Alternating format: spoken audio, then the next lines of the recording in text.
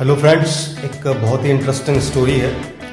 एक बूढ़ा आदमी, उसका युवा बेटा और उनका एक पालतू गधा दोपहर की तेज धूप में एक शहर से दूसरे शहर की यात्रा कर रहे थे। वे तीनों पैदल चल रहे थे और गधे को रस्सी से बांधकर साथ ले जा रहे थे। वे कुछ ही दूर चले थे कि रास्ते में कुछ लोग मिले। उन्हें देखकर लोग जोर से हंसे और बोले कि देखो कितने बेवकूफ़ लोग हैं, इनके पास इतना मजबूत गधा है, फिर भी दोनों भीषण गर्मी में पैदल मर रहे हैं। कम से कम कोई एक तो इस पर बैठ सकता है। बूढ़े आदमी को लगा कि लोग सही कह रहे हैं। उसने तुरंत अपने बेटे को गधे पर बिठा दिया और खुद पैदल चलने लगा। थोड़ी दूर आगे जाने पर उन्हें कुछ बुजुर्ग लोग मिले।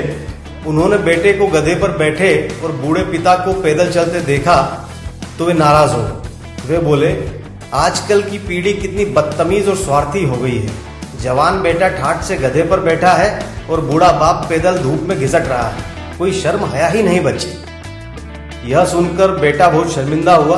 वह तुरंत नीचे उतर गया और उसने अपने बूढ़े पिता को गधे पर बैठा दिया और खुद पैदल चलने लगा। कुछ किलोमीटर आगे बढ़ने पर उन्हें कुएं के पास कुछ महिलाएं मिली। उन्होंने जब यह नजारा देखा तो वे फुसफुसाने लगी, देखो इस निर्दयी बुड्ढे को, खुद आराम से गधे पर बैठा है और अपने मासूम बच्चे को इस तपती धूप में पैदल चला रहा है। कैसा बाप है।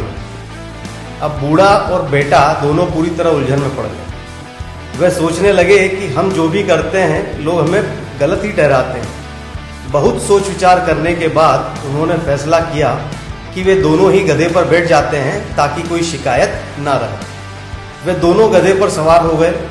थोड़ी ही दूर गए थे कि कुछ पशु प्रेमी वहां से गुजरे। वे चिल्लाए, शर्म करो, तुम लोग इंसान हो या हैवान। उस छोटे से बेजुबान जानवर पर दो हट्टे कट्टे लोग लदे हुए हो। तुम लोग तो उस बेचारे की जान ही ले लोगे। अब दोनों का सिर चकरा गया। पैदल चले तो मूर्ख, बेटा बैठे तो बदतमीज, बाप बैठे तो निर्दयी, दोनों बैठे तो अत्याचारी। अंत में हताश होकर उन्होंने एक आखिरी रास्ता निकाला। उन्होंने गधे के चारों पैरों को एक मजबूत लकड़ी से बांधा, लकड़ी को अपने कंधों पर उठाया और गधे को टांगकर चलने लगे। जब वे शहर के मुख्य पुल पर पहुंचे तो लोग इस अजीब नजारे को देखकर ठहाके मारकर हंसने लगे। शोर शराबे और भीड़ से गधा डर गया। उसने खुद को छुड़ाने के लिए जोर से झटका मारा। लकड़ी उनके हाथों से छूट गई और गधा पुल के नीचे नदी में गिर गया। पैरों के बंधे होने के कारण वह तैर नहीं पाया और डूबकर मर गया। दोनों हाथ मलते रह गए। इस कहानी से हमें यह मुख्य संदेश मिलता है कि दुनिया को खुश करना संभव है। You can not please everyone. आप चाहे जो भी करें, समाज में हमेशा कोई ना कोई ऐसा मिल ही जाएगा जो आपके फैसलों में कमी निकाल देगा। अगर आप हर किसी की राय के हिसाब से अपनी जिंदगी जिएंगे तो आपकी हालत भी उस गधे जैसी ही होगी। आप अपनी मौलिकता यानी कि ओरिजिनलिटी खो देंगे। दूसरी शिक्षा जो हमें इस कहानी से मिलती है कि भीड़ की कोई बुद्धि नहीं होती। The crowd lakhs intelligence.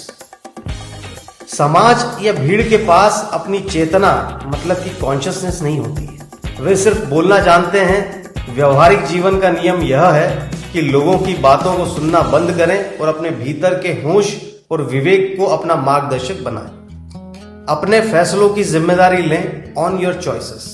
जब आप दूसरों की राय पर जीना छोड़ देते हैं तो आप पहली बार स्वतंत्र होते हैं। सही हो या गलत, अपने जीवन के फैसले खुद लें और उनकी पूरी जिम्मेदारी उठाएं। फ्रेंड्स, आपको यदि कहानी अच्छी लगी हो तो हमारे इस YouTube चैनल को पसंद करिएगा ताकि आपको और भी इंटरेस्टिंग स्टोरी में सुना सकूं। Thank you.